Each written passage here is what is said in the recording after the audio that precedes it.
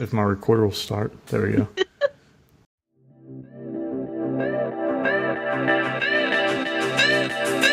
Welcome to Woodshop 101. This is episode 142 for November 19th, 2018. On today's show, we're going to talk about craft shows. I'm Jeremy Crawford of the Countryside Workshop, and I'm joined today by my co-host Sam Wooddell of SamRyan Designs. And unfortunately, Drew can't make it with us tonight, but we do have another Drew filling in his shoes. Our guest host, Drew Oxford from Ox in the Shop. What is going on tonight, y'all? Nothing much. How are y'all? Good. Good. So I know. It's like the normal crew. Sam, Jeremy, and Drew. Yeah, there you go.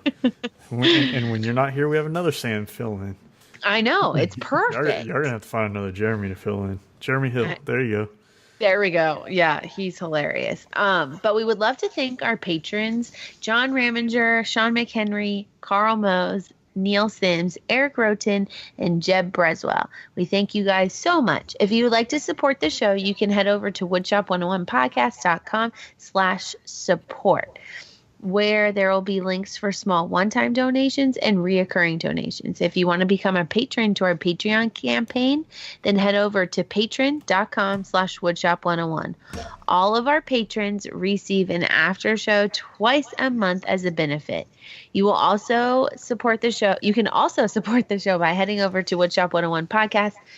Oh my gosh, y'all. Seriously, I can't read. Let's go back. Roll back. All right.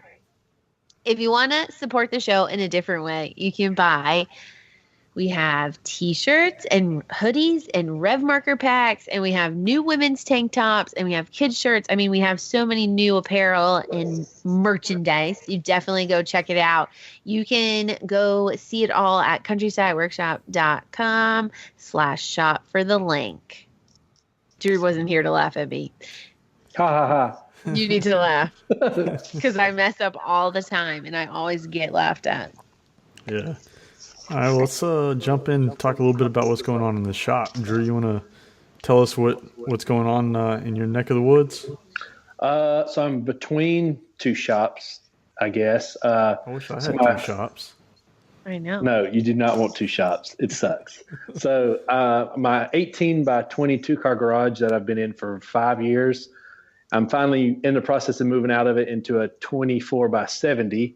So I have like half my tools here and half the tools there, which is not fun because like I was making cornhole boards the other day and didn't have a circular saw. So I had to drive 30 minutes at 10 o'clock at night just to get a circular saw to come back. So that's no fun. But other than that, just getting ready for my last couple craft shows and custom orders, and that's about it. Nice. Real quick, do you want to tell our listeners who you are and a little bit of background about yourself? Yeah, my name is Drew Oxford. I have Ox in the Shop YouTube channel, and you can find me at oxintheshop.com. I haven't posted too many YouTube videos lately since I've been trying to move and get the other shop ready, but I just started doing, I guess, a maker full time back in August. So I make things and sell it at craft shows, and I do sell it, on my website and other things. But most of my stuff goes through craft shows. Stay-at-home dad, and do all my work at night, and that's probably about it. Nice. He's a busy guy.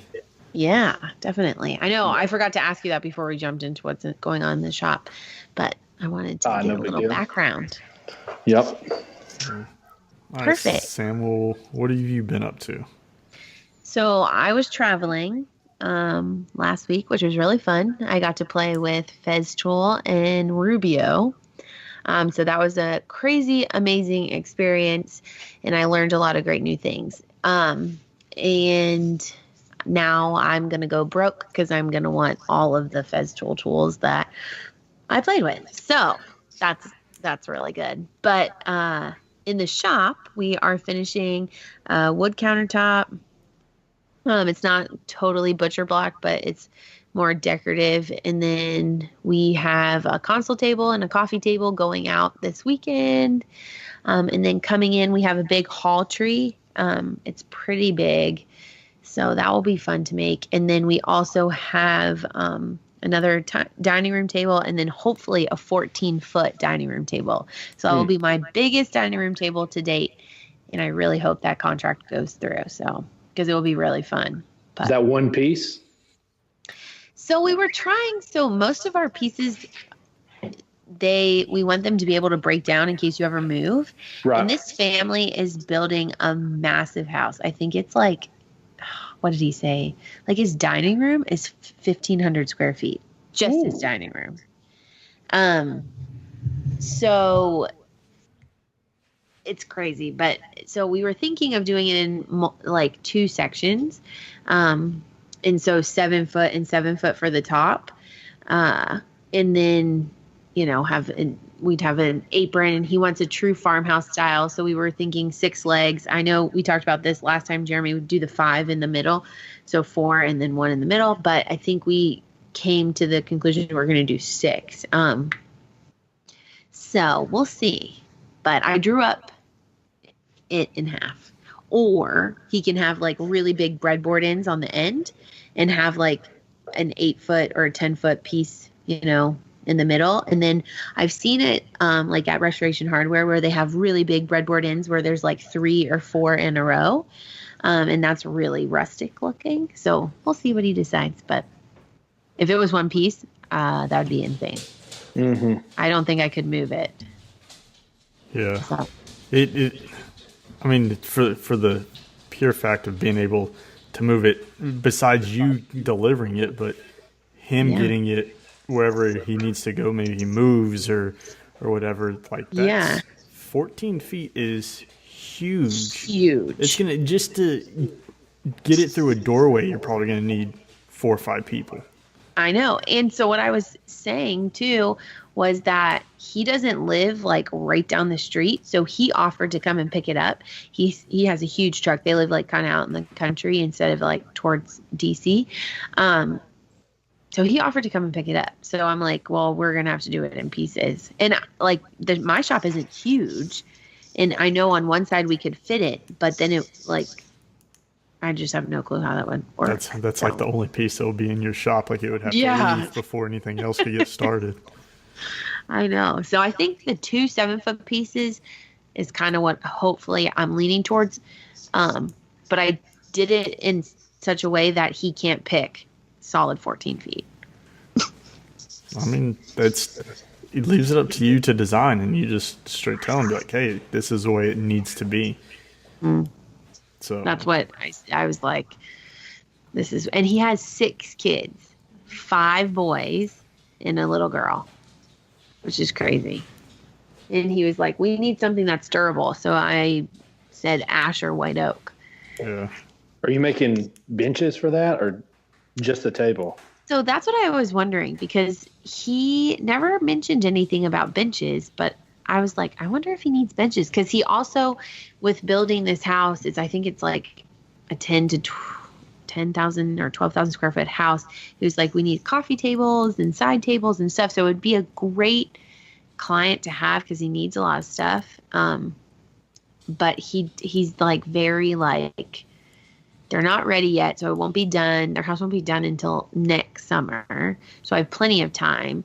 But I was going to mention that, like, how many chairs are you going to put around that? I don't know. So a bunch. Yeah. Well, I mean, I could build you like 2 benches for 8. You could get probably 8. Yeah, on one you could get 8. 8 down one side. Because so you're talking like 16 down the sides. Mm-hmm. So you're 18 people at the table? Yeah. Because you need like 20 inches. Yeah, they say 20 to 24, so yeah, I mean, I can't do that in my head. 7. Well, if it's 14 and there's 24 inches, that's 2 feet. That's divided by 2. That's 7 people per side. So there you go. You're so smart, Jeremy. That's why we're friends. Well, you help me out in these tough situations. I know. Life's so cruel. But yeah, I mean, that's massive. Like, they must be hosting a lot of get-togethers. Well, that's why I was like, who in the heck? Like, who are, like, what? But then he was like, well, I have 6 kids, 5 boys and a girl. And I was like, well, I mean, I guess they kind of take up one side of the table, just the family. They'll get married. Yeah. And they get down the line. Exactly. You're going to have to build another need, table in that room. Yeah. You want an 18-foot table? I know. So, and then I was like, I wonder what they're doing for their kitchen table. But they probably have furniture. So, but. Well, it'd be a solid contract to get down. Yeah, that price I should have brought. Now thinking about it, I just sent it. I probably should have charged a little extra, but that's okay. Well, hopefully if you land that, then it'll lead to ongoing projects. Yeah.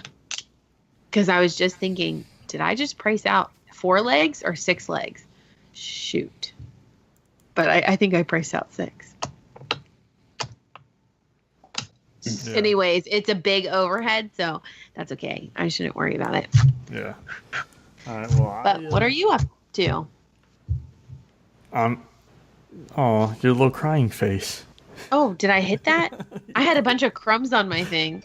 Oh, a bunch of crumbs on your computer, huh?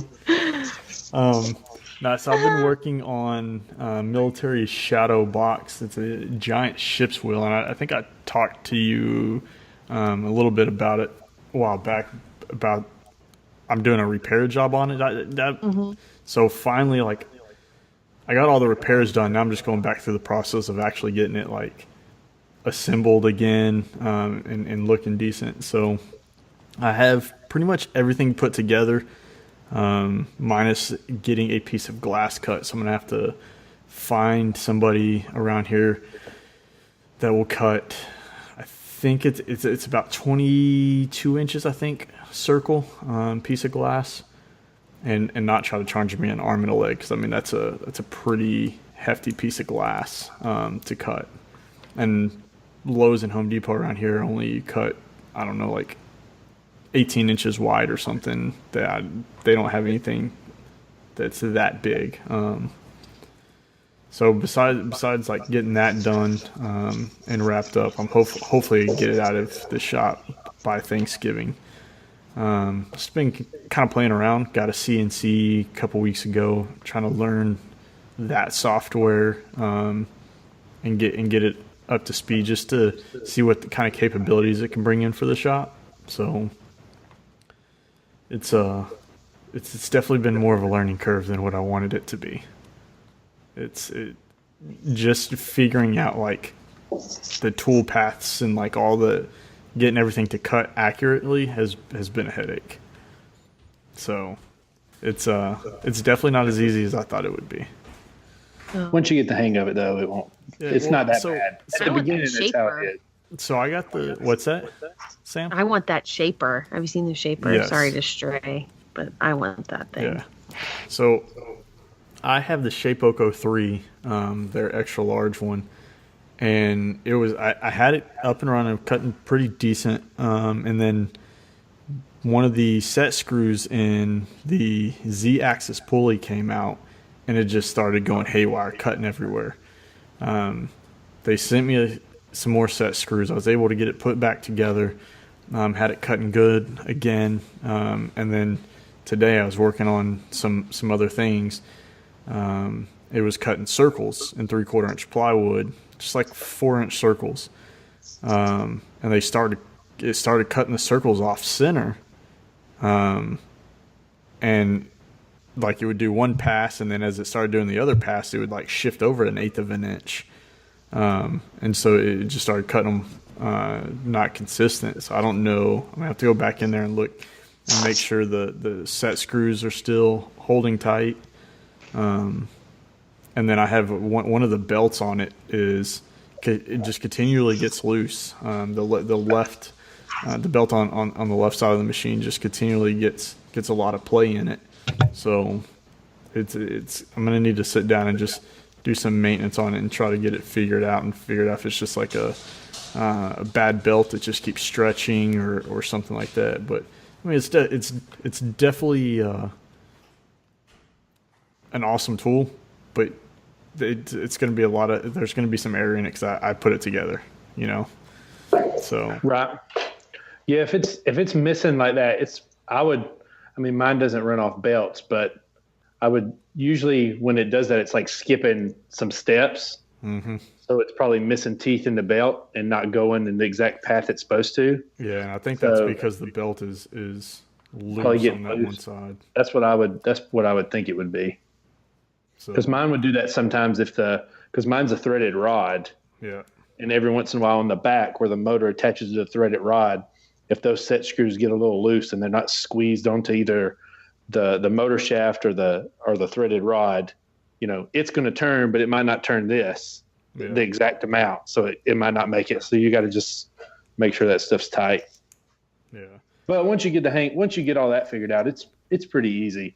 I mean, that's how I felt when I first got one, real overwhelmed, but it's not that bad. Yeah. I think mine's more just the software besides, trying to figure out now that, assigning the tool paths, at least in the Carbide Create, which is the software that came with the Shapeoko, is pretty easy to assign tool paths, but it is trying to do the modeling in it. And, it's very limiting because it's only 2.5D capable.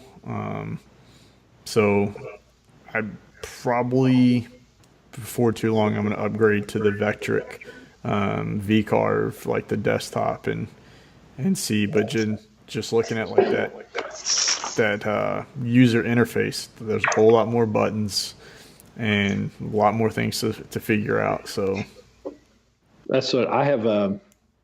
I started with V-Carve, but now I have Aspire, and it does way more than I've even tried to get it to do. But if you want to do 3D, that's what you'd need. That's what I would get. But so if you want to model in 3D, so V-Carve will import 3D files, but you can't actually model 3D in it. Yeah. So I don't have a CNC. Get you one. Yeah. I know. Soon. After you sell that table. I know. I get one. I want that shaper. Like that thing. Is that the one you move with it and it does? Yeah, like it looks like a little router. Mm-hmm. And you put that little domino tape down. Mm-hmm. Yeah. And it tracks on that. Yeah, that's so crazy cool. Too. When I was in Texas for the Rubio Festool thing, Jeff Mack was there, who I talked to often, and he got to play with one. And they just got one. So I was like, I'll be coming to Canada. Because I think that they're like not available right now until January or like early 2019. But they look pretty amazing. And supposedly the software and technology is out of this world. Yeah. So, but they're like $2,500, $2,500. But here's the thing: is January's only a month away. I know. So. I know. I got to save my money. I don't have $2,500. Well, you better sell some tables. I know, right? I should have wrote that table a little higher. Should have wrote in a shaper. I need a shaper. Yeah, they'd be like, what is this additional $2,500 charge? Be like, oh, it's nothing. It's just, You could have said, I could put a nice, your name in inlay or something. Yeah. Yeah, a family crest. But it will cost you the tool I'll need to do it. I know. I can't do it unless I have this tool. Mm-hmm. So the tool is $2,500. I won't charge you for the labor, just the tool. Just the tool, and that will be enough. That would be awesome. That would be awesome. Yep. So now let's go straight into our topic. Our topic is craft shows, and you are awesome at craft shows. It seems like you do a lot. So we can just kind of, you tell us kind of how you run it and what you do and your little tips and tricks, and we'll elaborate. So I'll give it. I do a whole lot better if you ask me questions than just randomly do it. So if you've got questions and you want to ask them, I can spitball some stuff off the top of the head, but I do way better. Let's do this. Give me your top 3 like must do's for a craft show, and then we'll go from there. So somebody that's never done them before, what's the top 3 things that you think are a must do? Display. Okay. You have to take credit cards. No matter what, you have to take credit cards. And don't be a bump on a log. like in a booth. Okay. So like I did a show last week with one of my neighbors, just sat there, was not friendly, didn't talk to any of his neighbors. He was just not inviting to go in to talk to. Mm-hmm. So, I mean, obviously I was selling, but I used to go to craft shows before I did them. So as someone just walking around, to me, if you're not, I mean, don't be salesy, like pitchy, hey, come look at this, do this. Just always greet people and then tell them if they got questions, let me know. But at least kind of be friendly with them and don't sit over there and just staring at them like they might steal something. So that's really important. You got to be somewhat friendly and inviting, or if people don't come in there, they're not going to buy nothing. So that's really important. And I wouldn't have said that until probably last weekend, until I saw my neighbor who was just sat there and didn't talk to nobody. Yeah. Until someone walked up and started looking at his stuff. And then he'd get up out of his seat and walk over right to him. And like, I'm thinking that makes them uncomfortable. Like, he won't let me look at it unless he's standing here. Yeah. Sounds like a car salesman. Well, I was just going to say, like, when you're shopping, like when I'm shopping, I don't like when like the girls or whoever are like, oh, hello, can I help you? I'm like, oh, no, I'm good. And most of them normally then walk away. Right. But a lot just stay and hover. And that makes you very uncomfortable. Yeah, I always greet them. And it's weird. So craft shows are strange. You have to read people. And this is a tricky thing that I've learned. And this wasn't something that I've just recently started doing this. When people walk in, if they're kind of chatty with their friends, then you can kind of talk to them a little bit more. Mm-hmm. If they just come in and just want to, and you kind of look like they don't want to talk, like I've had other people, I greet them and they don't even respond. So I just let them shop, because I've sold a lot of things with just people coming in and looking in and bringing something to my table without me ever talking to them. Now, you don't want to do that all the time. I mean, you gotta fill the room to see what's best, because some people want to be talked to, some doesn't. I would always say, like, the older generation probably think when they walk into a store, they need to, they feel better if they're greeted rather than just, the young guy like me. Everyone thinks I'm a little kid sitting back there, just sitting there on his phone, not paying any attention to him. So usually when I have, older people come in, I always greet them, because I feel like that's probably what they want. It makes them feel, better when they come in the booth. But it's different from every person. That's something you just got to figure out and just judge the more you do it. Yeah. I know. And I've done a couple of craft shows, and like you said, the display also can be very inviting, and that's then people are more inclined to come and talk to you and be like, hey, I love your stuff. So right. So with display, my thing that I like, so I turn pretty much everything I have is bowls and pins and things like that. So what I figured out is, for me, the more stuff I have out there, the better. So for the first 3-4 years, I had just 2 tables in my desk. So this year I decided to add a 3rd table, and my tables are just regular 6-foot tables that I've built shelves on the top of them. And then, so it's like an A-frame type shelf with 3 boards going in between. So it's actually 3 shelves. Mm-hmm. So now I have 3 tables, and next year I'll have 4. So to me, when you walk by and you see, it doesn't matter what it is, but when you walk by and you see someone and they just have like one table with a few things on it, if they can kind of glance at it when they walk by, and they might be done and not care. Like I did a show a few weeks ago, so I have 12-foot a table over here and 6-foot a table on the other side. When someone walks by, seeing that much, it's a little more. What did my mom say? She was helping me that weekend. It's a little more. I don't know about overwhelmed. She was saying, I guess. Can't remember what she said. It's it's just a little more interesting for someone to be like, oh, I need to go look at that, rather than such a small display. It definitely catches their eye. Exactly. There's been people, that put just like a tablecloth and like 4 things on the table. And you're like, oh, well, I know exactly what you're selling. Exactly. And sometimes if it's more kind of, what did I just say? Crazy. What did I say before that? Overwhelming. Yeah. Sometimes overwhelming is good, because like when you walk in, there's so much like, oh, you have so much inventory. I need to like look and, take my time, and then hopefully they end up buying something. And sometimes I feel like if you talk to them, then they're more inclined to buy. Like if you strike up a conversation with them, they're like, oh, this is a cool experience. Like, you're the person who made it. It's, you made it from your hands and I'm going to buy it. Exactly. I mean, I don't feel like I'm creepy or anything, but there are people that do walk in, and like I don't catch them when they first walk in, so they could shop for 30 seconds, and then I say, "Hey, how are you doing? If you got any questions, let me know," and they just turn around and walk off. Mm-hmm. There's just there's people that don't want to be talked to at craft shows. That's just how it is. I know, it's crazy, but then there are some that loved a couple. There's this one lady that stood there and talked to me and my mom, I think, for like 15, 20 minutes. So I missed like a ton of clients. But I mean, it was great because she bought a ton of stuff. But it's funny because some people do not want to be talked to. And they're just in there in their zone. Like, don't bother me. I know exactly what I'm looking for. And then there are some people that are browsing and they just want to strike up a conversation and hopefully they'll buy from you.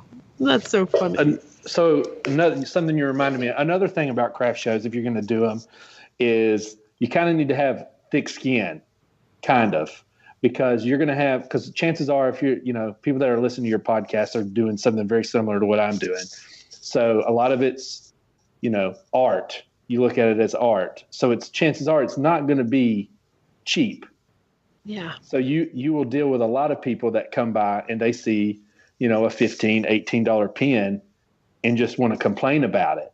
So you kind of just got to because that's going to happen. You're not going to do a show and not have someone whine about prices and just think, oh, I've had people come by. I sell, a wooden razor for $40. That's including a Gillette blade, the metal hardware, and the exotic wood, and I put CA finish on it.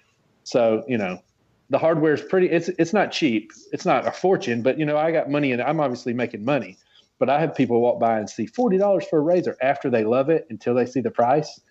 And they're like, oh, my gosh, that guy's proud of this stuff. Like, you deal with that a lot. So you kind of just need to don't let – like, if you're someone that's going to let every little thing get on to you, you got to learn just to let it go because otherwise a craft show might not be a fun experience for you.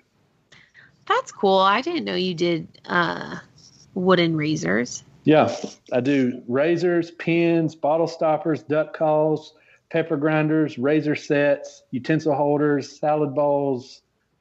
Did I say pepper grinders? I can't remember. There's a bunch. I lose count. If I don't have a list, like I forget what I have to kind of like go through my booth and try to figure out what everything is. Do you sell the razors online?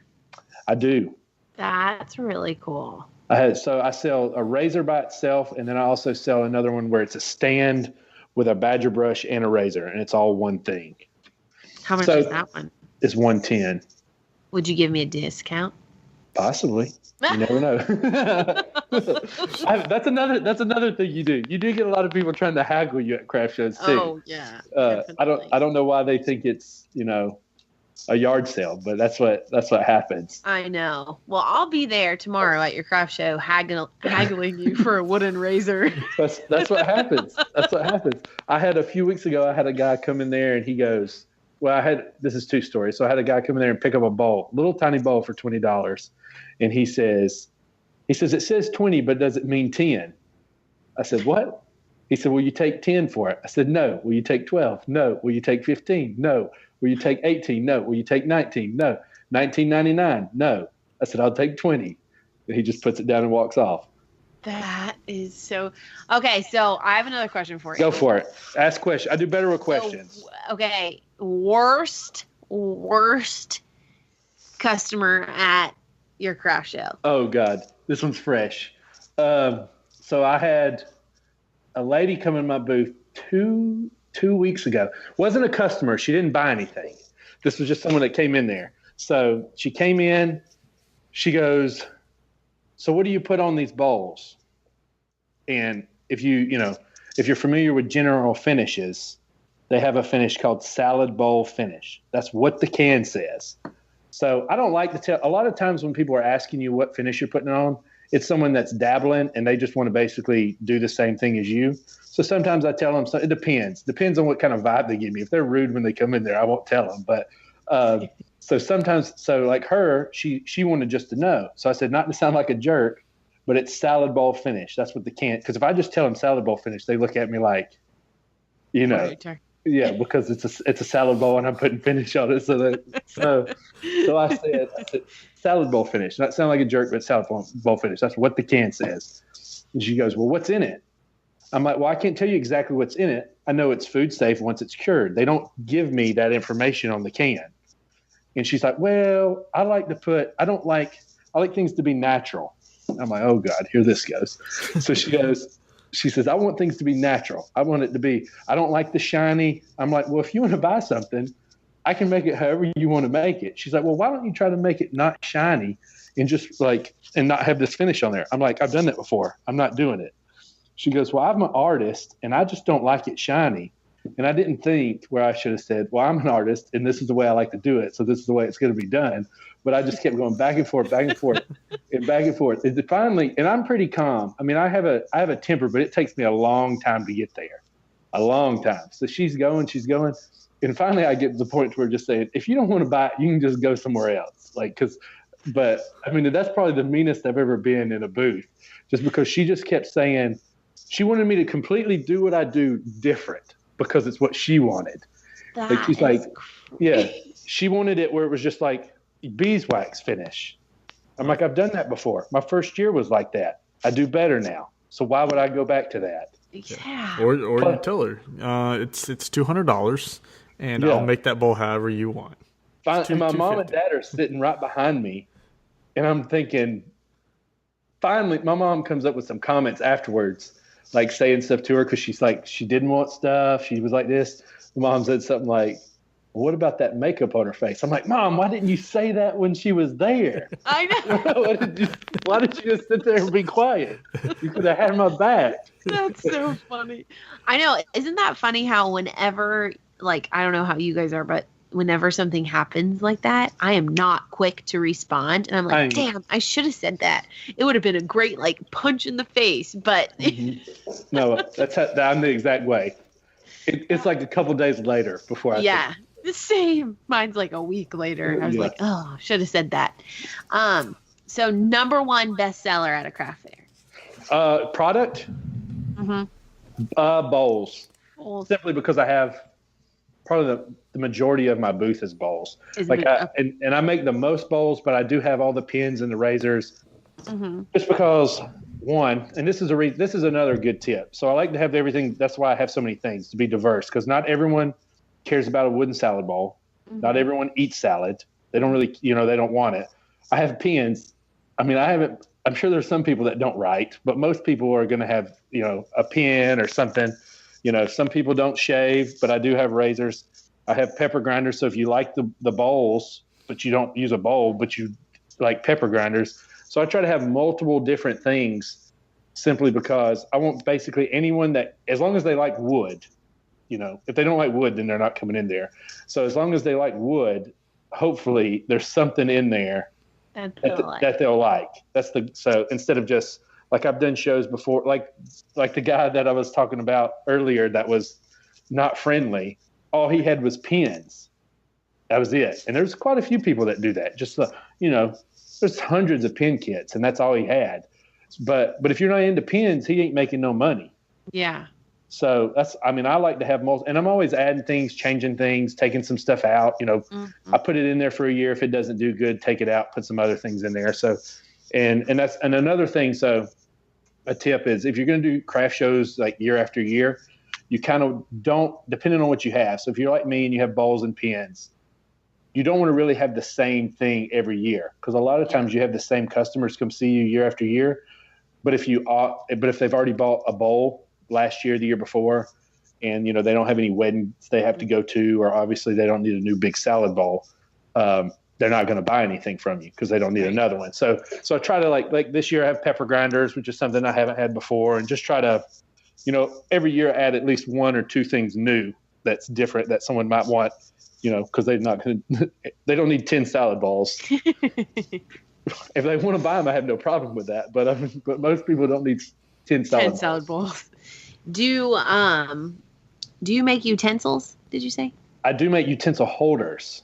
Oh. So instead of it being like a bowl, I know people that are hearing this can't see this. People that can watch it can. But instead of it being a bowl, it's just straight and round. Oh, nice. So, and those are really good. Those actually, they're not as easy to make as the bowls, but they do way better than the bowls simply because it's going to be used every day because it sits out rather than it being like an entertaining type deal.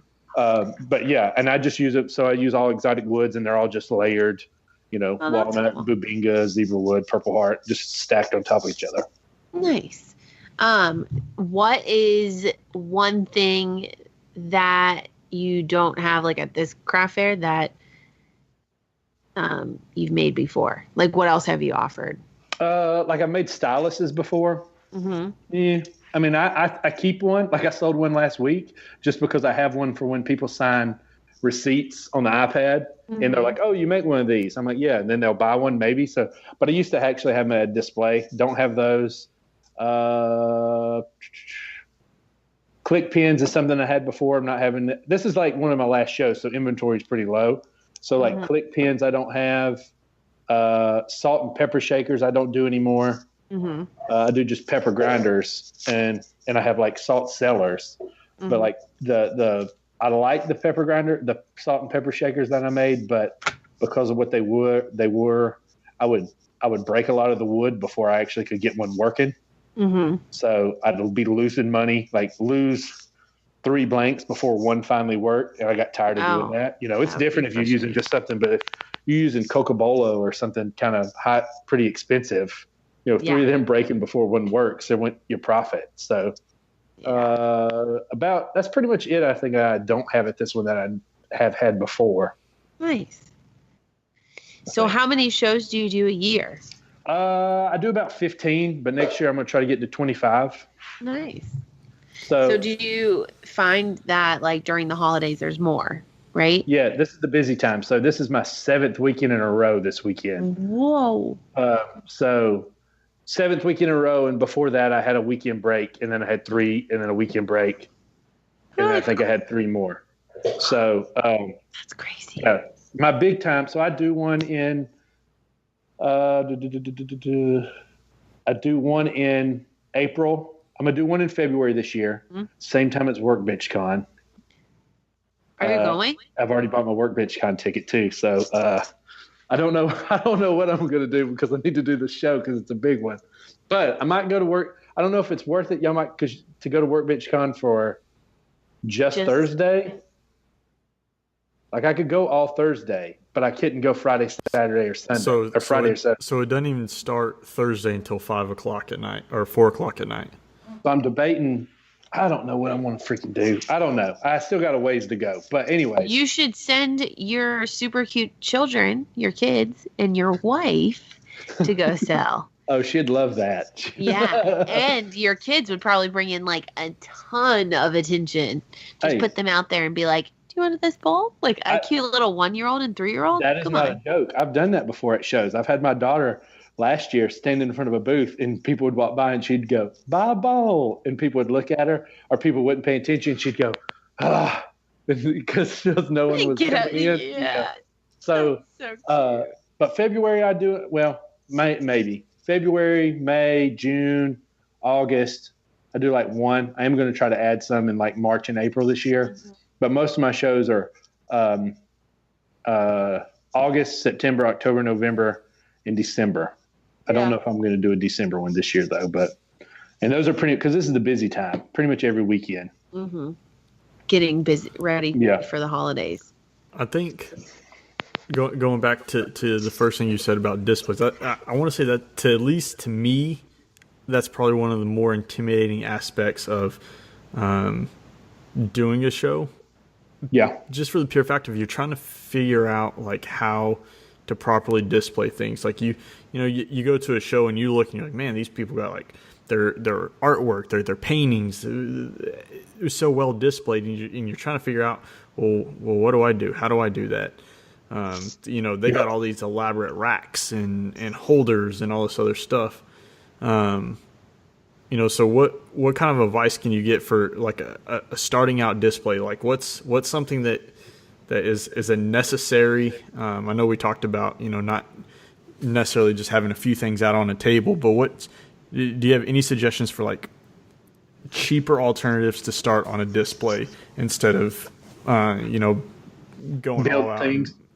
The easiest thing would be this still isn't super cheap. You might have these at the house is just to get tables and tablecloths. Mm-hmm. And then the other thing, something that I've done before, I did this the first year. So my booth, the way it looks like, has not been like this for 5 years.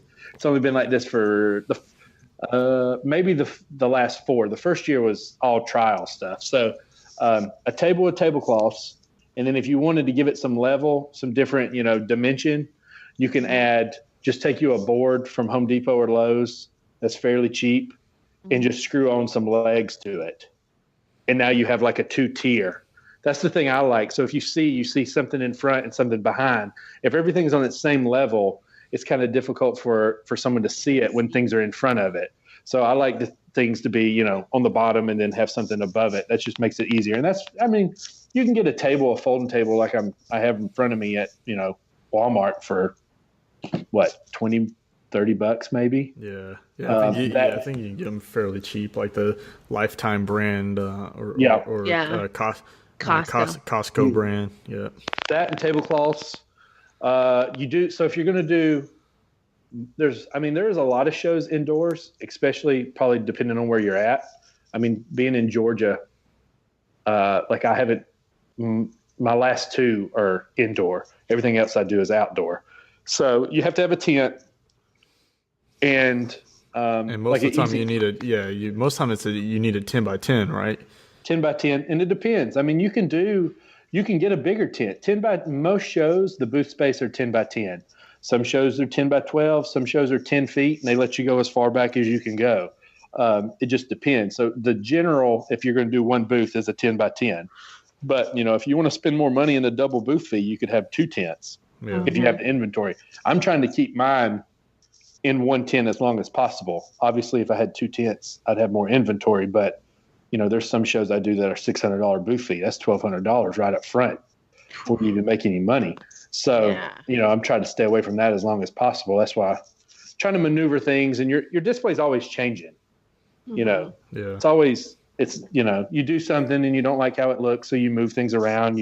That's just – don't think of what you first do is, obviously what it needs to be. Or, then that's the good thing about it. Do buy something cheap. Mm-hmm. Tables you're going to probably use no matter what, depending on what you have. If you have paintings, you don't need tables. But if you're doing, bowls and things like that, tables. And then you can always add shelves like I've done. Or, if you like it, just the table, you could leave it there. That way you're pretty inexpensive. Mm-hmm. And that's the one thing. So if you're going to start shows, you want to do it. I've always said you want to start cheap because, one, you don't know how your product's going to react to people. You might have the great product, but you might be going to shows that are in areas where people don't want to spend like a lot of money on whatever you're making. Yeah. So it's not beneficiary or whatever for you to spend a lot of money on the display and then get out there and not make money, because that can, make you not want to do shows real fast. So I would say at the beginning, try to keep things cheap, just to fill out the market. And then if it's doing good, then you always can add into it and spend a little bit more money. Yeah, well, absolutely. Yeah. Just getting started alone, is going to cost money up front. Because what we haven't even gotten into yet is like you talked about taking credit cards. So you have to be able to get into a method that way. With the banking laws, how they're going, it won't be long before the cheap, inexpensive, let me get the little square swipe thing will be gone, because magnetic strips are going to be gone. So there's definitely before, not to interrupt you. So I use PayPal, mm-hmm. and there's more people that use Square than I do than PayPal, but they actually take chip cards. So mine actually takes a chip card, takes swiping and Apple Pay. Yeah, mm-hmm. But see, so that and my Square takes all that too. Yeah, actually, the chip, Square. So I got one here from Square. Which one is that? Yeah. That was a lady next to me last weekend had that same one. Yeah. So, but that's where I'm talking. That's where it gets into. Like, I think this is $50 or something, and then the PayPal one is like $80. Right. So there's another. Right. Like, you just have to know, like, when you're going into it, there's the initial setup costs of things are going to add up between things like that. And then like bags, if you're going to offer like paper bags or something to put your stuff into, you know, all the little wrapping paper. all the little nuances to go into it. Before we move on and start talking more about you know, pricing and stuff like that, or the electronic means, the one thing that I've seen and I think is a good option on displays is using like wooden crates. Go pick up from Michael's, Joann's, or whatever. Use a 50% off coupon. Pick up a crate for $8, $9, whatever it is. And those are multi-purpose, right? So you can use those things to carry your materials and carry your things to the show, and then use those as a multi-tiered display. And go from there. You could stack crates on top of crates, and go from that way. You could also even build your own crates if you have the time and the means to do so. I know David Picciuto a while back did a video on making crates for out of like 2x6s. So that's a different option as well. So I would still put that on a table, though. You know, obviously. What's that? Oh I would still, get on it just to get. The thing is, I take my tables and I put blocks in them just to raise them up even higher, so it gets more. You know, you kind of want everything where it's. I mean, obviously, I can't get the table to eye level, but make everything where it's. You want to make it as easy for someone to see it as possible. So you put your tables up on like some center blocks or something. So what I do is I take 1.25 inch PVC. And I put a cap on the bottom, and I always have a spare because sometimes I do shows outside that are on not level ground, and I have snips and I can just cut them however I want them. So they just slide on the foot, and you know, because the feet go up and bend in, so the PVC obviously doesn't go around the bend. So when it hits that, you know, whatever distance it is, that's raises it that high off the ground. So no matter what I do, even the show I'm doing this weekend that's in a gym, is I have those just to get the table about 3-4 inches more off the ground. And one, I like it to get the tablecloths where they're not, you know, bunched up. Yeah, they're just like an inch or so hanging off, just because it looks better. Yeah, it's more appeasing to see it like that. It doesn't look as messy. And I have to agree with you. Well, so I'm going to backtrack on Jeremy's, the crates, and say that when I did the craft show, I'm selling different things. So I'm not selling bowls and pens and stuff like that. So I think we've done 4 or 5. And we have a table off to the side. And it's funny because I've never spent $600 on one. So I would do like the $50 one, and I would get 2 next to each other. So which was really great. But if I only had one, it would be very tight, and I'd have to think about like how to place everything. But we're selling a lot more signs and picture frames and home decor items. So what we did is we just went out and bought like 1-by material and made like big stands. And they kind of accordioned closed. Okay. And they were tall. They were like 7 feet tall, 8 feet tall. And then it had my name at the top, SamRyan Designs, with letters, and then chicken wire, so we could hang everything from there. Then we had crates that we had like on the ground next to them, and then we're filled with more, you know, home decor. And then I brought like some of my furniture, so like a console table and a little shelving unit, and I would put stuff on there, and I made it like homey looking. Right. So it also depends on what you're selling. Exactly. That's what. Yeah. Depends on what you're selling to how. That's the tricky thing about display. There's no one answer. No, there's not. It doesn't. You know, I'm selling. Out of all the shows I've done, I have never seen one person do exactly what I'm doing. It's either they only have bowls, or it's just a pen person. They don't have. So you know, obviously mine's geared just for me. It might not work for everyone. But I like your idea of raising the because. If you're not doing like home decor, big signs or something like that, you want your pieces to be seen, and it's easier to be seen when they're higher up, you know, and it brings like, if you are next to a guy that has just a normal table and isn't really paying attention, my eye is going to go to you before he goes to your neighbor. Yep. So I think that's a great idea. Like that's how last weekend was. So we were in a gym, very little show. It was one of the last minute. I was just trying to add some stuff. at a show, and pretty much I was the only display that was as high off the ground as possible. Mm-hmm. So when you walked in, you've seen over everyone's stuff, and you see my bowls like already when you walked in, just because of how the display was. That's signage awesome. is important too. Signage. Okay, so let's talk about signage then. What do you use? Do you use like a printed banner, a custom sign? What do you got? So I started at the beginning. I just had a big banner that went on my Easy Up. Since then, I don't use the Easy Up anymore, so I can't use that kind of sign. So I have the front of it has a 2x2 roll-up window, and I got a sign company to make a sign that Velcros in that. When I roll up the window for air, I just put my sign over the top of it. I also have a wooden sign that has a vinyl, I guess, decal of my logo on it that hangs on my desk. Mm-hmm. I have above that is an as seen on YouTube sign. Oh, that's cool.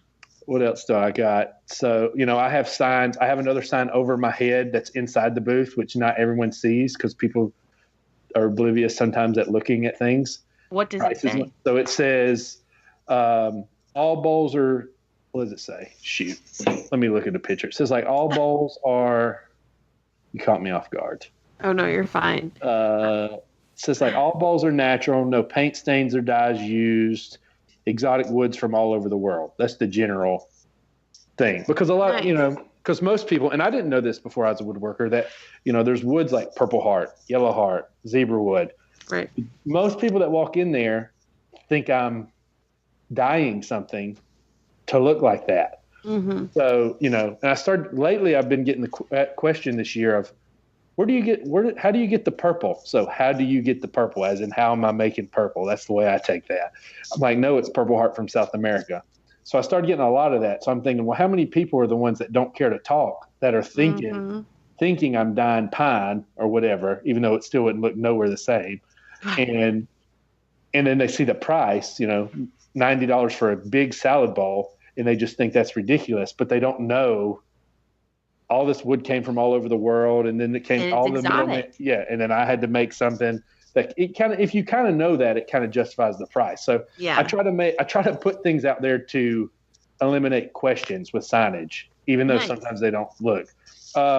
It's also if you want to put out where you're from, because people ask that question a lot. I don't actually have that anywhere except for business cards. Mm-hmm. A lot of people want to know if you're from that area, so because they might want to order something later. Right. But signage is important. Branding. You want it to be. I mean, I try to make all my stuff to look kind of as much like a store as possible, I guess. Right. Yeah. Well, you did. So you have a pretty slick like checkout cart or a desk, and you did a YouTube video over that, correct? A year ago or so. Yeah, it's like a brief, obviously, because I didn't want to remake it. So it's just a brief overview, kind of talking about it, and then I have plans on my website to make it. But it's, if you're just a person in an SUV, I mean, I have made it where it can fold up, but it still takes up a lot of space. Mm-hmm. So I have a trailer, so I just put it in the trailer, and I have plenty of space. But it has a drawer that has all my bags organized, my pen cases organized, everything. My first year was just a table, and I just had pre-cut wrapping paper, like craft paper, and it was just a mess, and I hated it. So, obviously not everyone needs a checkout desk, but it does organization does make process a whole lot easier, especially if you have a line of people buying stuff. You want to be able to, get them in and out as quick as possible. Mm-hmm. Like this, I was just looking, sorry, my phone is charging. Like your desk is so inviting. And then like those pieces for the people that can't see, he doesn't just throw it together. I mean, everything looks great together. He has black tablecloths, and then he has black on those shelves, which look really good. Yep. So also think about like the design. You don't want to have like a purple shelf and then like a bright yellow shelf. I mean, unless that's what you're doing. You might. Yeah, that might be your thing. You never know. Yeah, if it works with your brand. Yeah. But yeah, so you were talking about branding. Do you brand your bags? You do like craft paper bags, right? So I do. So I used to. So my craft show business used to be Oxford wood turning before I started YouTube. And for a year, I was Oxford wood turning at craft shows and Ox in the Shop on YouTube. And it was a pain to kind of tell people two different things. So I decided to do everything one. So I used to have a stamp. My logo now is a little extensive for a stamp. Now, if someone could make me one, I would buy it. But yeah, I used to brand the bags because I think it's neat if people buying bags stuff from you and they're walking around a show and then someone sees the logo and then they might want to, obviously that's not going to, increase your sales a ton, but it could help. I mean, a stamp's not that bad, I guess, and ink's not that bad, especially if you already have bags. Right. Business cards. Yeah, I know some people that don't like business cards. Some people that don't use them at all. You do get responses back from business cards, but it is very, very, very low. Right. I'm sure there's probably people that get more response than I do. It's just a lot of people come in my booth and they're like, "Oh, this is awesome. Christmas. Do you have a card?" They get a card. You never hear from them. But they're so cheap, you kind of have to have them just in case. Right. Yeah. So a while back, I don't remember how long ago, but I had somebody once tell me that brand everything. Brand your bag, stamp it, put a sticker on it. You can get some cheap stickers from like Vistaprint or something. To do it. But go ahead and pre-fill your bag. So take all your bags, put a stamp on them so it has your brand. Take a business card, drop it down in every single bag already so that you have them folded up. So when you go to put that item in there, your business card's already in there, your logo's on that bag, you're ready to rock. And it's yes, maybe to help entice some other people to come, but it's also for that chance when that person goes, "Oh, you know what? I really love this bowl. My mother-in-law might want this bowl, but I don't remember his name." Well, maybe they kept that business card. Maybe they still have that bag. And they can go find your name on it, and then they can go to the Google and find you that way. So that's that was one of the things that really stuck with me. And I couldn't even to this day tell you who told me that, but brand everything, because you never know when that piece of branding is going to help you out. And branding your work is another thing, right? Because the same thing, they may not have that bag or that business card, but they can go look at that bowl and be like, "Oh, Ox in the Shop, boom, let me go Google it because I want to pick up something for whoever." So to branding, like your product. So what I used to do is I still brand like I don't know what the technical term, if it's like a trademark or what. So all my bowls, there's a tree in the inside and the bottom. So I do that simply because I want if you walk by and you see someone else's bowl, it doesn't have a tree, you remember, "Oh, my bowl has a tree in it. That's not this guy." So I do that. I don't actually put Ox in the Shop anywhere on the bowls or anything else. I sign them and I number them and I write what woods are in them. So my first year when I did the tree, and then I had another brand where it was Oxford Wood Turning that branded under the tree, I had a lot of people talk about how they, especially at shows, it's different depending on what you're doing. Obviously, that's a whole big key of this. But I had a lot of people that didn't like that I was branding it all because it looked too manufactured. Mm-hmm. So they wanted it signed to be more personal. So I still do the tree just because I want the tree, but I sign it and then I number all my pieces. So like, I number with the year and then I number every bowl. So I think I'm up to like 250, 275 bowls this year, something like that. So, but I don't get, obviously I'm not signing all the pins. You can't sign a pin, but bowls, I make sure my name's on them. And I do put cards in. Usually, I mean, that is a good idea to put your cards ahead of time. That is more work on you technically, but you don't mind it. So my bag, you've seen my desk in the videos. Mm-hmm. The bag's here, the cards are here. So when someone buys something, I grab the bag and I just throw one in. I always put one in. Most of the time, what you have to worry about, I mean, you don't have to worry about this. You would just give more cards. A lot of people will still take a card and put it in their wallet or whatever, or purse, as well as you're putting one in the bag, so they're getting more, even though you're already putting one in their bag, they're already like, oh, I already got a card. Well, I put one in there too. So, depending on what you're making, obviously, I mean, I don't know, Sam, do y'all brand your tables? You got a branding iron, don't you? I do. I do brand my tables. I recently just started remembering that I had a branding iron. But actually, a lot of my clients like when I sign it too. Yeah. So it makes it more authentic, I feel like. Yeah. And I really like that you do a tree because I think that's really cool. It's not, it's just like a little touch that they'll remember that it was from you, which I think is really cool. It's kind of like Magnolia and the Hearth in Hand. I know it's like so like not handmade, but I like how they put, like, they don't put like their actual like logo on all of them. They do like that little house, but yet that house is is them. And I really think that's cool instead of putting like Ox in the Shop, just the tree. On the ball. But I do have a whole spiel with the tree too. Oh, let's hear it. So it's supposed to be like a silhouette of an oak tree. And when I tell people, oak's a wood that people use in furniture, and it lasts a long time. Like solid oak furniture lasts a while. So I tell people that the tree, and this is what people like this. So the symbolism by the tree is the same thing as like an oak tree, as in the bowl is going to last for many years, going to stand up to the test of time, passed down from generations. Just as oak as a wood is used in the same way. So people are like, oh, I like that. So something a little catchy like that kind of, because a lot of people just want to know, why is there a tree? One, so it's me.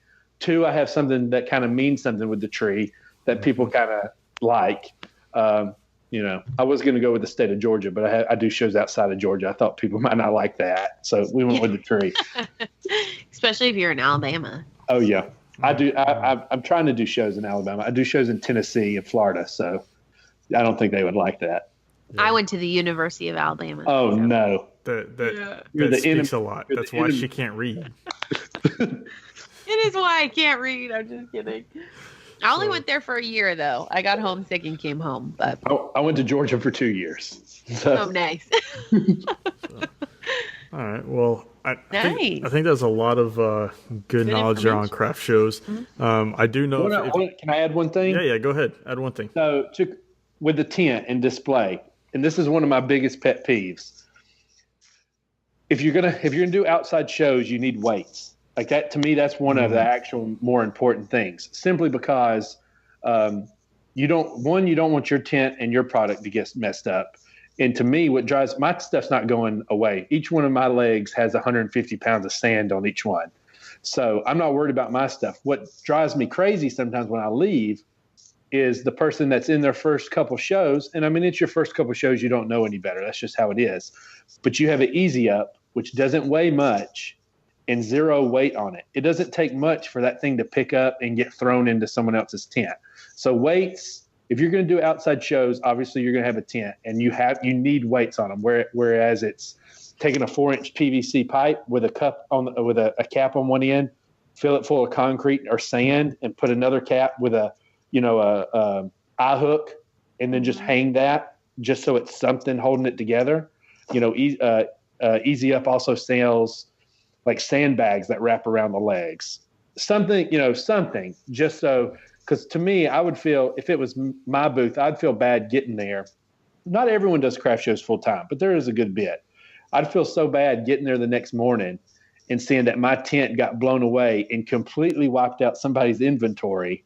Yeah. That took them forever to do. Because chances are, one, you probably don't have the money to replace all that. Mm-hmm. And I try to make sure I don't put myself in that position. That's why there's 150-pound weights on each leg of my tent. Well, and it's something easy to do, right? You could take a 1-gallon bucket or 5-gallon buckets are super cheap. Oh yeah, I used to have 3-gallon ones. And you can fill those up with sand. You can fill them up with topsoil. You can get topsoil for like $1 something a bag for a 50-pound bag. You can fill them up with concrete. So there's cheap ways to make weights. You don't have to go buy the specialty weights. No. For the tent. But yeah, that is a good point because I mean, cinder blocks. Yeah, it very often that it does, and you see it. I see it at all craft shows I always go to. It's super windy here in South Carolina, and there's always somebody's tent that's I've never seen one blown over, but I've seen one that's been moved a few feet and it encroaches on somebody else's space. Yeah, I've seen when I did a show with a person that had blown glass, and it was on concrete, and it was really windy. That whole tent got picked up off the ground and thrown down on all their product. Wow. That was on a Friday. It was a Friday, Saturday show. It happened on Friday. They just threw everything in the trash and went home. Like that's, you don't want that to happen because that would stink bad. That would stink. Yeah. So, that would be like the worst feeling. Exactly. Especially you drive a long way for a show. You got all this money invested in it, plus all the time for the inventory, plus you lose all the inventory. Now you can get insurance. There is insurance you can get that can cover that kind of stuff. But obviously, if you're starting out, don't go pay for insurance. Right. Just make sure your stuff is secure and you don't have to worry about that. And tell everyone at the craft show you better put sandbags on all of your stuff. Oh yeah. Yep. Especially if they're not doing I it. try not to do that. I don't want to be rude, but when I see someone and I'm like, "You got any weights?" They're like, "Nope, left them at home." Like I don't say anything to them. But you should go to the store and get some. I'm driving home like, please don't let that tent blow away. I know. Laying in bed. Oh God. Oh yeah. No, I did a show, and that night after setting up, a tornado came through. Oh Didn't my get God. anything, but it happened. So. Oh. Yeah, that's crazy. All right. Well, if you definitely want to hear more about craft shows, I know you're on the Green Woodworker podcast, and you talked pretty in depth over there. And I'm in. Making Time. Yep. So there definitely several places to go listen to some more craft show knowledge. Or just message me if you got questions too. Yeah. All right, well, let's get into some product recommendations. I'll let you take on this one, Drew, because I know yours kind of plays into the whole craft show theme. What do you want to recommend? Okay, so Zapplication.org. I think that's what it is. Do you got it written down? Do you know what it is? Is it org or I think it's org. Here, let me grab it out of my email.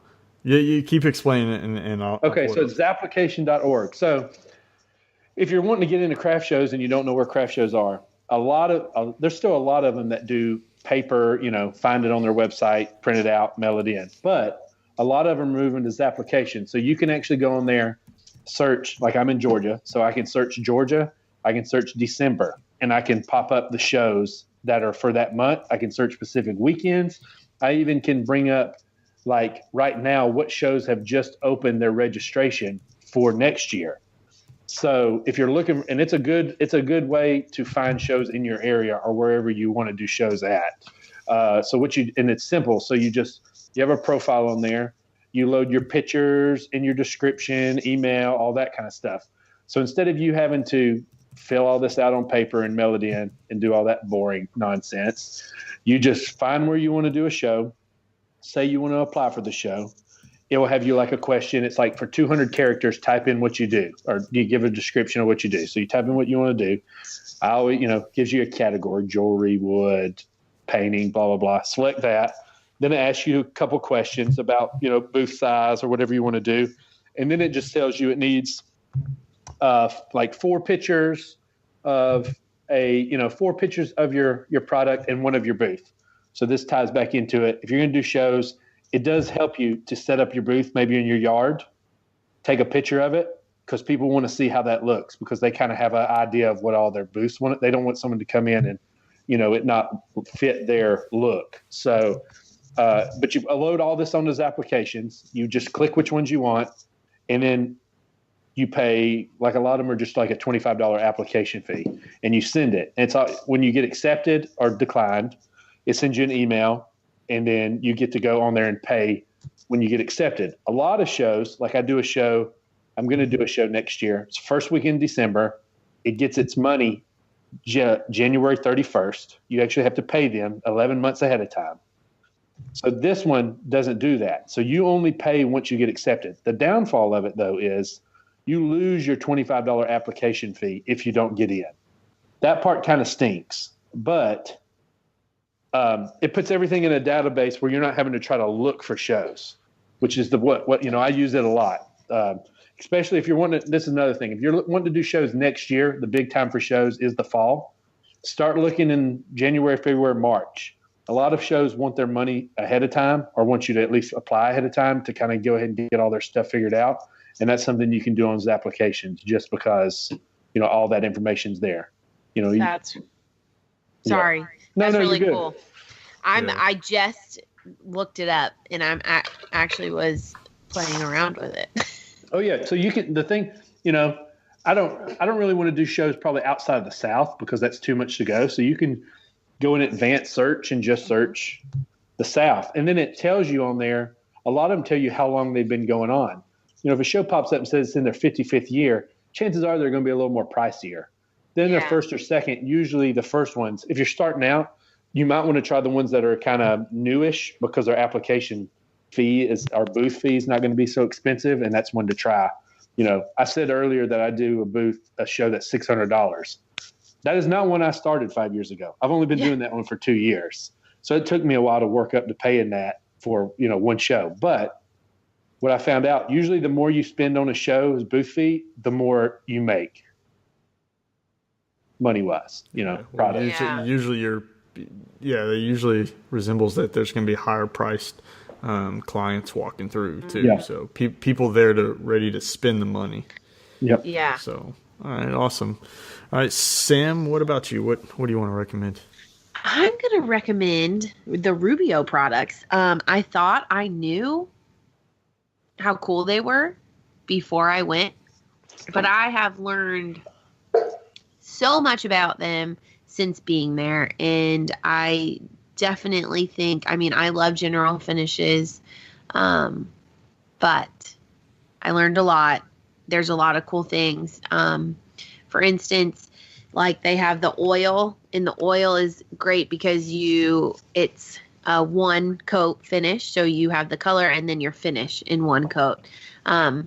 You can, you have to mix like part A with part B, and it's 3-to-1 ratio. So the color is the 3, and then the accelerator, which is your finish to help it cure faster, is the 1. But what I learned was, if you want to mix colors, I love mixing colors with Minwax and like whatnot. Sometimes I can't find the right color that my client wants. Everybody seems to want the Restoration Hardware look. And it's very hard to sometimes get that with certain Minwaxes, and I have to mix them together, and then I never get that same color again because even though my ratio is the same, I can't get it. Well, but all of the Rubio not colors, all their batches are the same. Are right? the same. So coming out of the factory, something else might be a little bit different. So right. But Rubio's, all of their colors are amazing, and what I learned is you can mix. So if you, for the part that's 3-to-1, you could mix like one color for that one, another color for the other, and another color. So you can mix 3 colors, and then you take your accelerator and mix it together. So now you have a custom color. And then you already have your finish, and it's done. It goes right to your client's house. They also have just the stain. So if you wanted to seal it with something else, you can seal it with something else. They also have this stuff, it's called universal wax or something, and you can put it on top of any of their products, and it makes it have more of a sheen, in case your clients want more of a shiny look. So their products are great. I learned a lot. There is one other thing, like they have a fumed product, which is really great. And then they have a certain technique that they call cerusing, where like white or another color gets embedded into the grain of your piece, and then you kind of buff it out, and it does give like a great weathered look. So I definitely highly recommend checking them out. I know they're a little more expensive, but it's definitely worth it, and it's food safe and it's VOC free, and they're just great. So definitely check it out. Yeah, the one thing, and I actually reached out to him. I think it was earlier today. I reached out to him just because I see a lot of people using it, and I'm not opposed to it. In fact, I have a little bit in the shop that I'm going to test on a jewelry box I'm building for my daughter. But my local supplier, when I was going to buy some to finish the dining room table, he was like, if you have kids, I highly recommend you don't use that product because it never fully cures. If you spill, say your kids spill a glass of water or whatever on it, or the condensation from the cup, it leaves a ring, it'll reactivate the finish, and then it's almost impossible to get out. And I don't know how true that is or how hard that is. So I reached out to him just to get a little bit more clarification, because I definitely want to try it. And because of the ease of use, right? The ease, it's one coat. But then again, if that is the case, it's something to be aware of too. Right. So it's funny because my supplier said I had two suppliers that carry it near me. One loves it, swears by it, great. The other one was a little more hesitant and said, well, I wouldn't use it for a dining room table. But what I learned, and what those people didn't tell me, is that do not sand. You're not supposed to sand past 120. They say if you sand past 120, then your finish isn't going to stick and it's not going to cure. So if you're sanding past 120, then really it's not going to do its job. They said you can go to like 150 and 180 and it will still work. There were a couple people, other makers there that had gone up to that, but a lot of people like to go to 220, and you cannot do it with that product. They recommend that you stay between like 120 and 150 if you need to.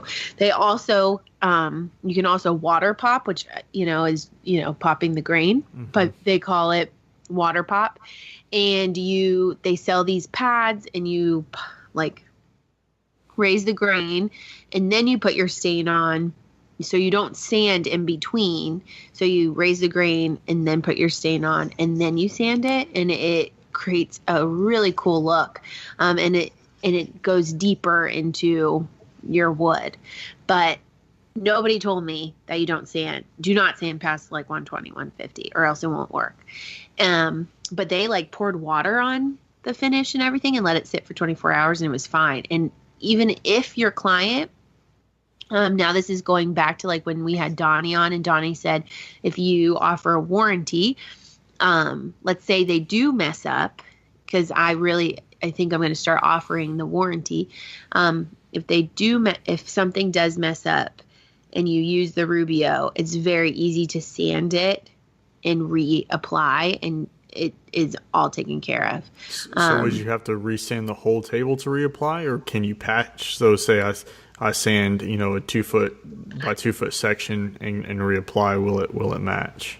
I think it should match. I'm pretty sure that's what they said it would match, but it would be very easy. And even if you had to redo it, it will still come out, and it will look really nice. Because that's what that one guy was like, oh, I would never. And so then I was kind of like, oh, well, but I learned a lot. They showed us a lot.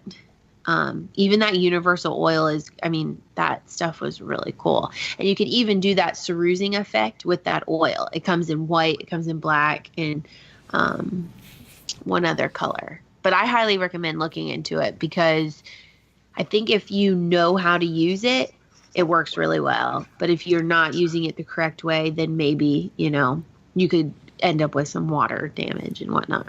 How do they tell you how to apply it? Foam brush? You see a lot of people apply with squeegees, but when you get onto your vertical surfaces, you can't really apply it with a squeegee. So they have these applicators. I think for like $10 you get 6 of them, and it's great because I opened a pack and you can use the front and the back. So like I used all 6 because I was testing colors, and I tested I think 12 colors, so I just kept flipping them. But it has a plastic handle, and then you just pop the sponge on, and then you're going to work it in like a circular motion to get it really down into the, grain and whatnot. So that's how we applied. But if you want to do the cerusing, you can still do it that way, but also you can use the card scraper or even like a rag or something like that. But you want to make sure you buff it really good after too. Okay. Do they not put the 120 thing on like the bottle? I think they do. I just read past it and I was like, whatever. I mean, if you look at all stains and stuff tell you like the very few things actually tell you to sand to 220 because when you sand so high, you're essentially just closing the grain. You're not allowing the pockets in between the fibers to soak in stain. So, but you said after you put it on, then you could sand it smoother. Afterwards. Yeah. Okay. So if you want to pop they call it water popping. So if you wanted to do the water popping effect, like I don't know if you've ever been into like Restoration Hardware or Pottery Barn, and they kind of have that more rougher feeling on their table to like kind of feel like barnwood rustic type feeling. So they say if you do the water popping, it still will be smooth, but it'll have some nice ridges in it, and it will give your table a little more texture, and it will actually absorb the color more.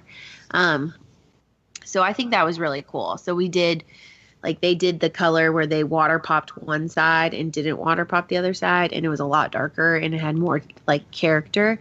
And then the other side, it still looked good, but. Okay. It was really cool. I would definitely look into it.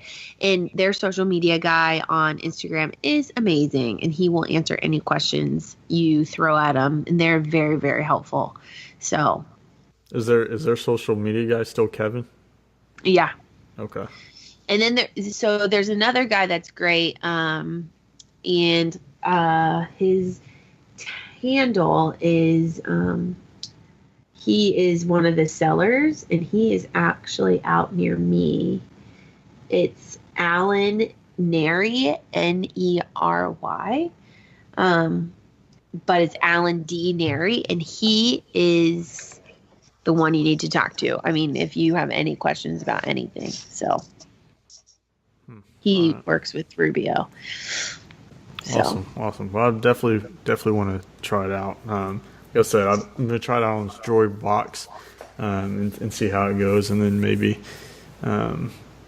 we'll see. I did have a client contact me 2 days ago and asked what the possibility is of having a dining room table done by Thanksgiving. Oh my gosh, that is hilarious. Get to work. I told them there's a strong possibility that I can have it done, but you're going to pay for it. Oh, I definitely say you will be paying for it because that means everything on the workbench right now would stop. Boom. Yeah. And a lot of it has to be because of the finish, right? I mean, I could spend one solid day, like a solid Saturday, 10 hours, and get the construction done. But then the 2 or 3 day process to finish. So. Then he backtracks. He's like, "Well, what about Christmas?" I was like, "That's still doable." You're coming close. If you want it, you got to do it soon. You got to tell me soon. So maybe I might try to get him to buy off on some Rubio coat. Yeah, that I was just gonna say. And a shaper. And a shaper. Add that in there too. They did say that it was really cool because. Their bottles they also sell them on Amazon. So that's where I purchased mine. They have the color on top and then the accelerator on the bottom. So it's like 2 little cans. But what they said was they have a big bottle of just the color and a big bottle of accelerator. And it's actually more cost effective to do it that way. So if you buy a big accelerator bottle and a big, or they're kind of like medium size or a medium, and then the medium color, then you're saving off of it. Yeah. So you can do more for less. Yeah. And so it might look smaller than the can, but actually it's a lot bigger. And like that tiny little can, like we did that big, I don't know if anyone saw my Instagram, we did a big bar. We did that whole thing with a tiny little, like this big. And we still had a lot left over. Yeah, that's the one thing I have heard about them is that people generally way over mix and don't realize that like you only needed a small fraction of that. Yeah. So, and I have heard people say, mix a little bit, and if you need more, mix a little more. That's what I do. Yeah. So that way you're not wasting it. Yeah. So. And it smells so good, you're going to want to eat it. It smells so good. All right. Well, I'm going to. It does. We're going to move on. Okay, move on. I'm going to recommend a product, not necessarily for the shop, but it deals with computers. It's called FuseReel.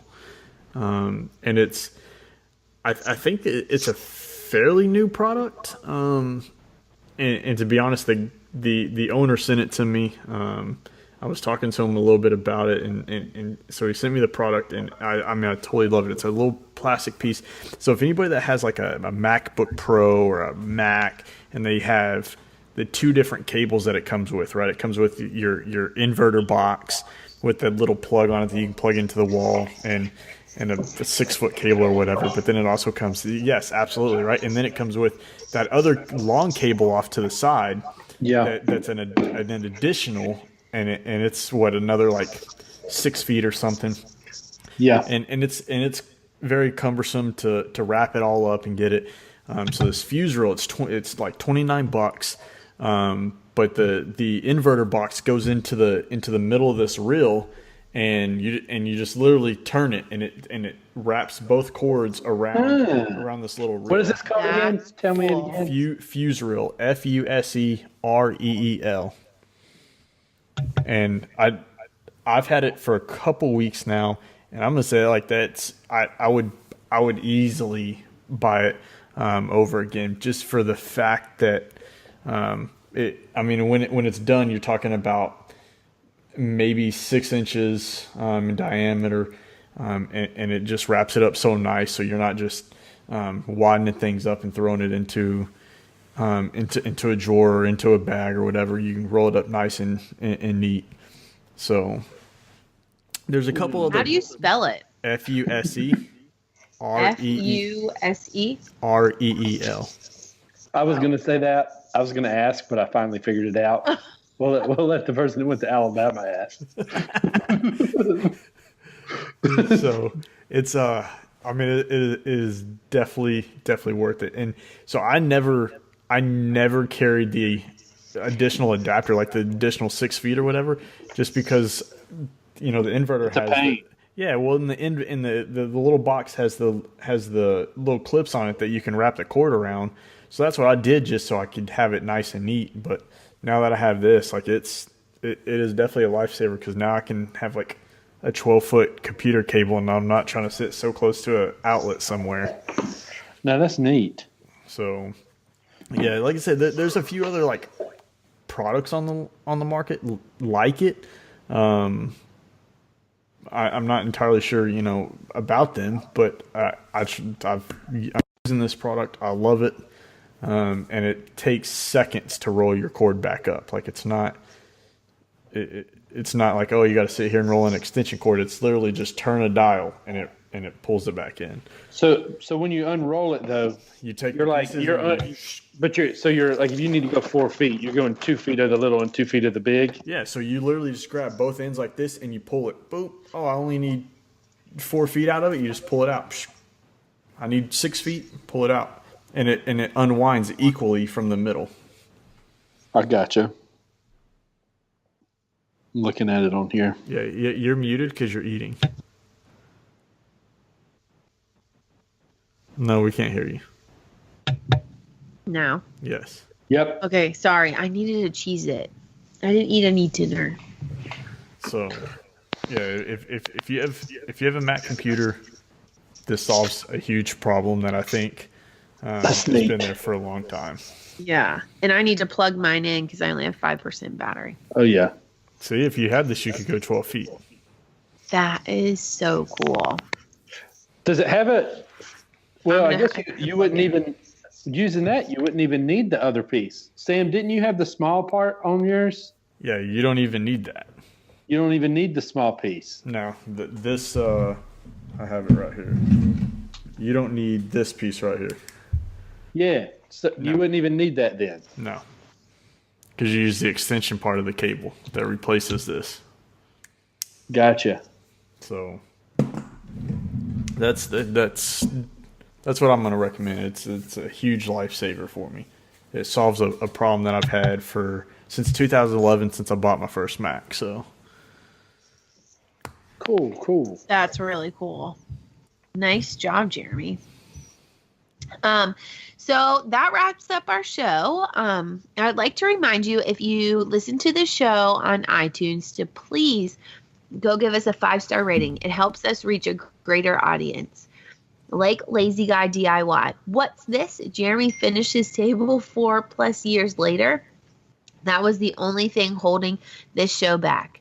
Now, this is definitely a 5-star woodworking podcast. Thanks, Adam. Yeah. We really appreciate that. yeah. I'm kind of lost now that the table's done. Like, I don't know. You're kind of you don't know what to do. I feel like I need another long-term project. You need to go pull that thing out of the dumpster and work on that again. Oh, well, I'm sure we couldn't even find that. But I know that. I have seriously considered going back and rebuilding it. You should do it. But then it comes down to I don't have a place for it, and I don't want to hold on to something until it sells. So yeah. So maybe find somebody to donate it to or something. I don't know. But yeah. What is this? It was a sofa table that, I don't know, back in 4 years ago, 4 or 5 years ago. It was a project that started off for a client. They ended up backing out. I already had it partly built, so I just kind of tinkered around with it for about a year, and finally got it done. And I hated how it looked, so I threw it in the trash without letting anybody. I didn't take any pictures of it, nothing. And so everybody gives me a hard time for dumping a project off and just quitting on it. But yep, it's at that point it already had paint on it. It already had stain on, or the clear coat on it. I wasn't gonna go back and resand it. Yeah. Yeah. So Perfect. All right. Well, Drew, you want to tell us if anybody that wants to get a hold of you, how they can do that? Oxintheshop.com, Ox in the Shop on Facebook, Instagram, YouTube. Pretty much every social media. Ox in the Shop. Ox in the Shop. Okay, awesome. What about you, Sam? You can find me on Instagram, SamRyan Designs. My website is up and running. We're still tinkering with it a little bit, which is samryandesigns.com. Or you can email me, samryandesigns@gmail.com. But Instagram is my main drive, so send me a DM over there and I'll get back to you. Yeah, absolutely. And if you want to get hold of Drew, you can do that over at RH Woodshop on Instagram. Go to his website, rhwoodshop.com. Go send him a message, let him know he's definitely missed. If you want to get hold of me, Countryside Workshop over on Instagram, Facebook. Website's countrysideworkshop.com. Got contact forms there. Find me on YouTube, wherever, under the same name. If you want to get a hold of the podcast, you can do that through email, kickback@woodshop101podcast.com. You can go to the website, hit up the contact form, woodshop101podcast.com. You can leave us a voicemail, 409-234-3959, or upload a voice memo from your voice memo app and send it to kickback@woodshop101podcast.com. So, Drew, we definitely had a blast having you on this episode. Looking forward to another episode with you. So, from Sam... Thanks for having me. It's been a blast. I know we've talked fun. about this for a long time, getting you on, and it worked out. We were able to get you on. So from Sam, Drew, and Drew, who's not here, and myself, we want to wish you guys well and be safe in your shop. 1, 2, 3. Boom!